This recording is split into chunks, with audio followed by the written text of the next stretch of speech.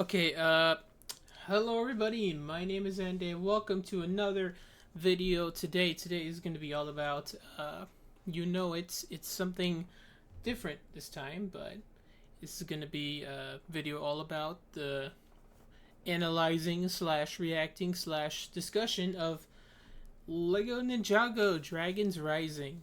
Uh, I know it's like, this isn't a super big show, but it's a show that's special to me because, me personally, uh, I've been watching Ninjago since like literally since 2011. Like, all the way back then, if you remember, there was that one fateful day on Cartoon Network. It wasn't a day, it was like night or so.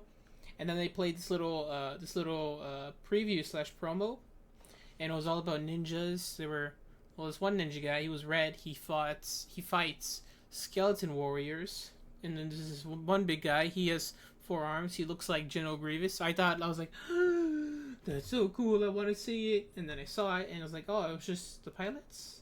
That's it. I wanted more. And then we got more. It was like, well, we got more for sure, but it would have taken like a whole year later. Like I remember that time waiting, and then we see like leaked sets because it's Legos, and there's all about snake people, and we're like, huh, what are these guys doing here? Why does that guy look short? And then boom, that was first it was the pilots, and then it was season one, which people still get a little confused about today, but to me, I'm accepting it. Those are the pilots, and season one was all about the snakes, and then a lot more seasons happened after that. This is like, if you're gonna count like however many between it was before and until now, this is like the 16th season technically. It's like, it's not saying that it is, but like you know if you are giving it in a little chronological order and how they're presented in a sense, this is the 16th season. It's like super crazy to me that it's able to come all this way, and all because I mean, as good as the story is, it's not technically super groundbreaking. Uh, it's mostly because uh, people kept calling about the show and wanted to keep going. That plus the toy sales are crazy for sure. Anyways, yeah, so this is gonna be different because, well, at least from how I usually want to do it, I want to like, at least in a sense that I want to have this moment input into YouTube, and then just cut out the reaction and have that saved onto like a different media. That way you guys can watch it. But apparently, at least from what I've seen, you can watch these. You can watch Ninjago over Dragons Rising. You can react to it and post it on YouTube, which I still have the first one in a little thing, but it says like copyright claim. But it doesn't. It's not claimed per se. It's not a copyright strike. It's like it's like what is it? It says the owner allows this to be on YouTube. So like, does that mean it's good? Does that mean yes? But I don't know. I don't see how other reactors can do it. So I hope I hope it's nothing too bad, or at least not in a sense that I don't want to get a copyright strike. I just want to watch the show with friends. You guys are my friends, right? I want to watch the show and I want to see what happens in it. But if it has to do with any way to take down my channel, then I'll hopefully find another another medium, another way. I hope I find another way to have this happen like that. Anyways, I think I talked long enough. Just know this is not a market substitute. Support the official release on Netflix. Watch Ninjago Dragons Rising on your own, of course, while I sit here and watch it on Netflix as well. Anyways, I guess we'll get right into it. Ninjago Dragons Rising. Crossroads Carnival, episode 3. Get ready to play it. Boom.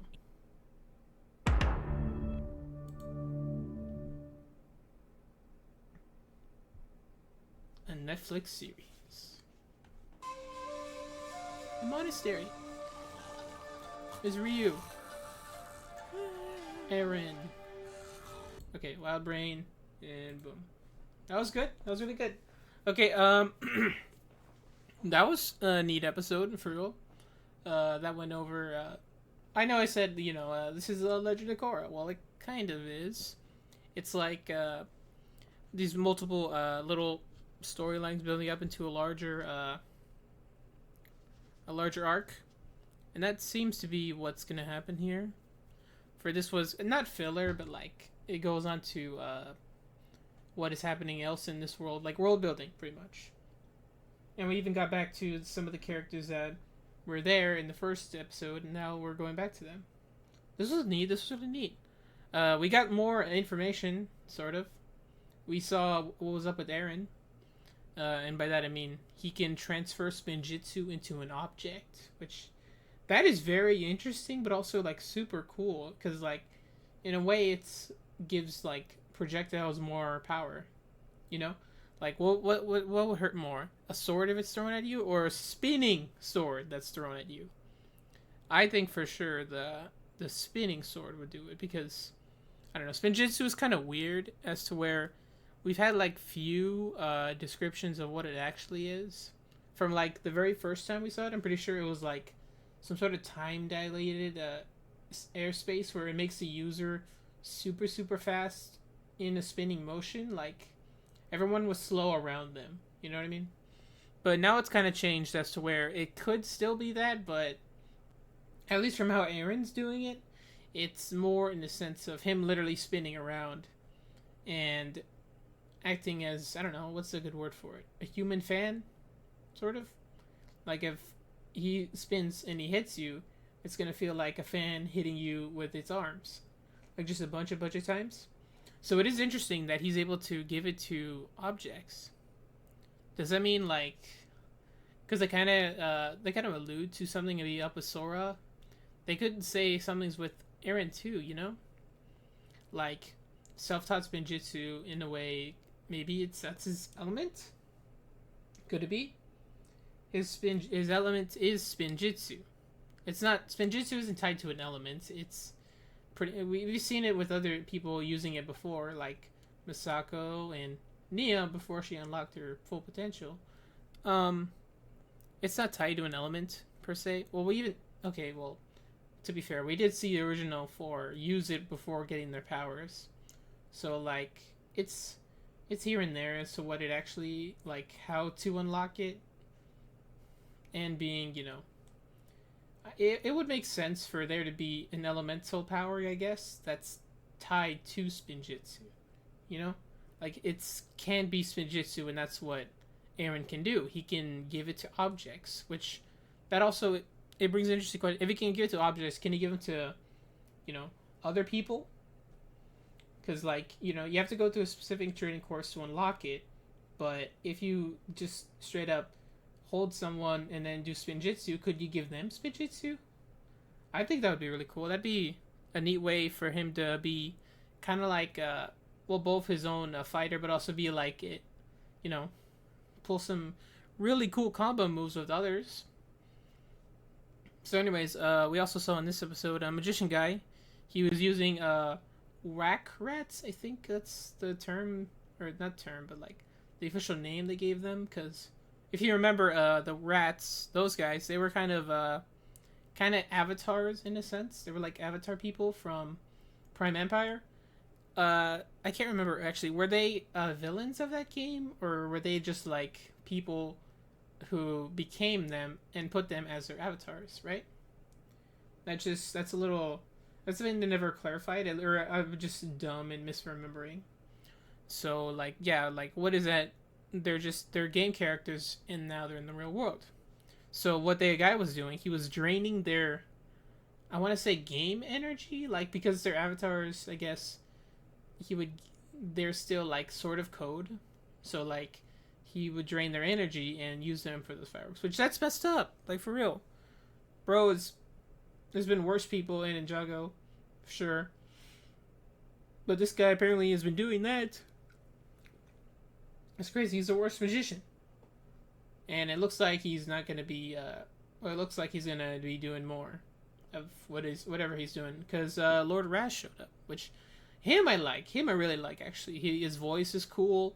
His presence is felt. Like, he just seems like a super, super important, super, super cool guy. And for him to enlist this other guy here, I could say I hate Magician Man and like Lord Ras, because he's cool and intimidating and a very interesting villain for sure. Like, I expect him to be, however many long this season goes, for him to one day say, I landed in the realm of Ninjago from my land of Chima. If you know, you know. If you don't know, then you know, you just it's a good example of you had to be there to understand. If you know Chima, then you know. Well, if you know Ninjago, you probably know about the other shows that were made in Lego, also to be. I'm not saying be Ninjago's replacement, but just be another Lego show in case, for whatever reason, Ninjago ended. But just like I'm not saying the joke's on them, but like clearly Ninjago is much beyond what it was before, and now it's on Netflix. Well, not exclusively airing on Netflix. I'm sure there's like other countries that air it on. I think it's Cartoon Network. I think I can name Bulgaria. I think. I'm not too sure. That was just something I heard. Don't take it literally. Anyways, yeah, this has been Ninjago Dragons Rising episode 3. My reaction, my analysis.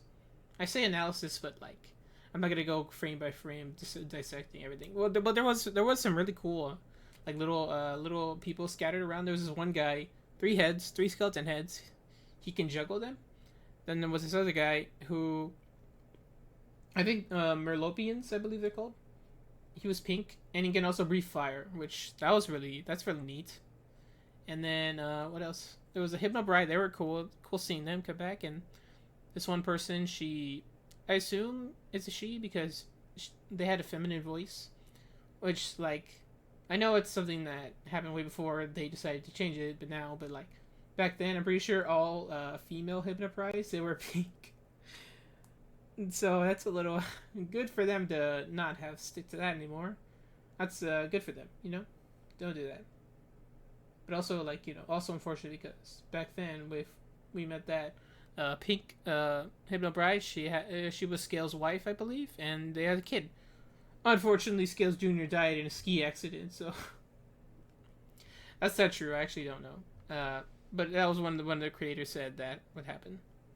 But anyways, I think I talked long enough about this little episode. I'm not gonna do. I wanted to do like maybe do more of the little 2 episodes in one video thing, but I feel like it's kind of better and makes more sense to me at least to at least give it 1 episode per reaction. You know, like the first one, it was because it was a part 1 and 2, which I'm okay with doing it like it's just a separate, not a separate, but like a single command one.